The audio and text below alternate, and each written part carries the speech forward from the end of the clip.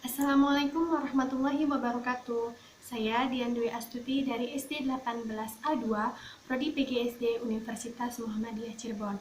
Saya akan membuat video simulasi pembelajaran bahasa Indonesia di kelas 6 semester 1, tema kelima, subtema 1 dan pembelajaran ketiga untuk memenuhi salah satu tugas mata kuliah bahasa Indonesia. Selamat menyaksikan. Assalamualaikum warahmatullahi wabarakatuh. Selamat pagi anak-anak. Gimana kabarnya hari ini? Alhamdulillah, luar biasa. Allahu Akbar. Alhamdulillah, semangat semua ya. Nah, sebelum belajar alangkah baiknya kita berdoa terlebih dahulu. Coba ketua kelasnya dipimpin doanya.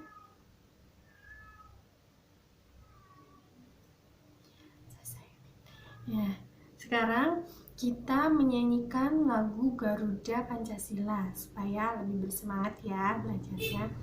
Bareng-bareng sama ibu. 1, 2, 3. Garuda Pancasila, akulah pendukungmu. Patriot proklamasi, sedia berkorban untukmu. Pancasila dasar negara, rakyat adil makmur sentosa, pribadi bangsaku. Ayo maju, maju, ayo maju, maju, ayo maju, maju. Iya, bagus ya suaranya semuanya. Nah, sekarang ibu akan absen kehadiran kalian terlebih dahulu. Coba di sini ada yang nggak hadir nggak? Hadir semua. Alhamdulillah. Bagus ya. Nah, sebelumnya ibu akan membacakan tujuan pembelajaran hari ini. Tujuannya itu siswa mampu mengidentifikasi komponen tujuan dan manfaat teks formulir dalam kehidupan sehari-hari. Terus siswa mampu menyajikan hasil pengamatan tentang komponen, tujuan, dan manfaat teks formulir secara rinci.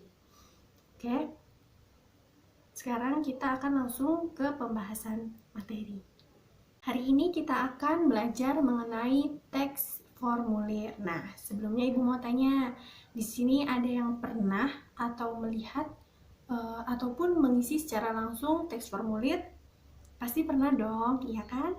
Karena misalkan kita mau daftar sekolah, daftar ke universitas, atau kita mau masuk ke suatu organisasi, nah tentunya kita kan pasti dimintai untuk mengisi formulir terlebih dahulu. Nah, ya kan? Nah, pengertian dari formulir itu sendiri ialah lembaran kartu atau kertas dengan ukuran tertentu yang di dalamnya itu terdapat data atau informasi yang bersifat tetap dan juga ada bagian lain yang perlu diisi namun tidak bersifat tetap. Nah, seperti itu ya anak-anak. Formulir dibagi menjadi beberapa jenis anak-anak. Nah, ibu akan menyebutkan 5 jenisnya. Yang pertama itu yaitu formulir pendaftaran.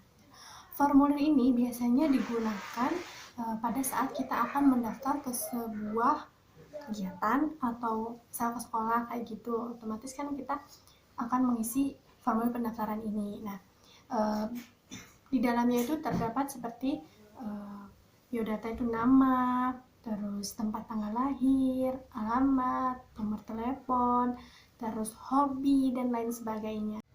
Nah, yang kedua yaitu formulir slip tabungan.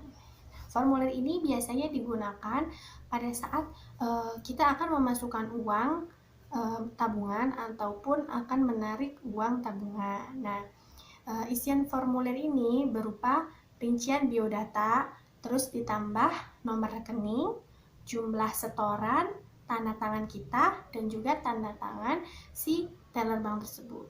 Yang ketiga yaitu formulir anggota.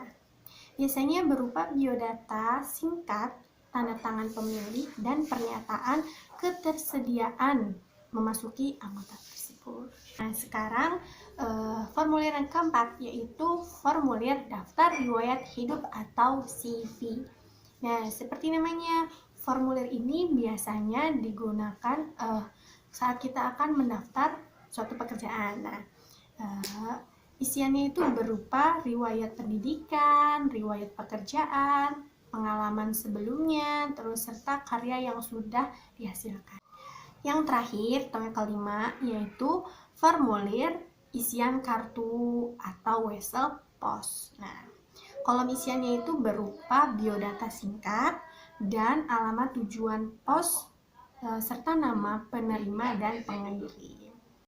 Nah, Ibu kan sudah menjelaskan pengertian teks formulir, terus menjelaskan jenis-jenis formulir itu sendiri. Sekarang Ibu akan menjelaskan fungsi dari pembuatan formulir itu sendiri. Nah, yang pertama yaitu mencari suatu keterangan tertentu.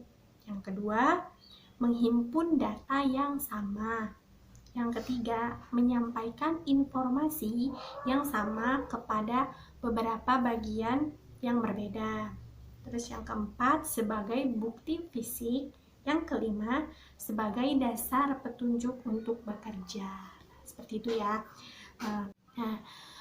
Alasan kita kalau misalkan isi alamat di formulir itu harus lengkap. Kalau misalkan nggak lengkap nanti nggak nyampe kan. Maka dari itu kita harus mencantumkan secara detail. Jadi mengikuti anjuran dari petunjuk pengisian formulir tersebut. Seperti itu. Nah, di situ kan di buku siswa, coba kalian buka. Di situ ada beberapa soalan yang perlu kalian jawab, yaitu mengapa alasan petunjuk untuk mengisi formulir sangat penting. Terus informasi penting yang perlu dicantumkan dalam formulir pendaftaran. Terus alasan mengapa alamat harus dicantumkan secara lengkap ketika mengisi formulir pendaftaran. Terus hal yang akan terjadi jika alamat tidak lengkap. Ini yang terakhir, alasan perlunya mencantumkan kode pos di bagian alamat ketika mengisi formulir. Nah, nanti coba kalian jawab. Nanti minggu depan kumpulin ke Ibu biar nanti Ibu koreksi. Nah,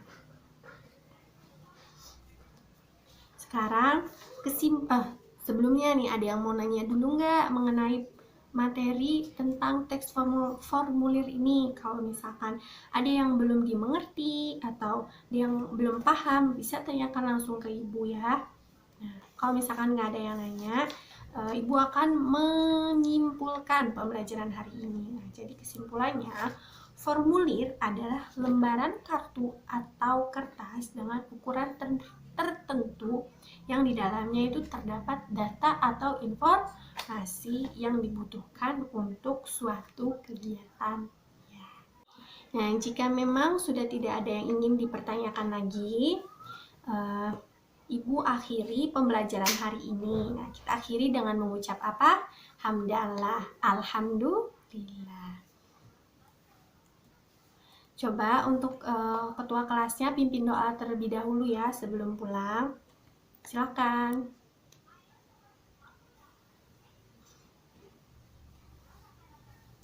Sudah? Kalau gitu, Ibu tutup pembelajaran hari ini. Kurang lebihnya mohon maaf. Wabillahi taufiq wal hidayah. Wassalamualaikum warahmatullahi wabarakatuh.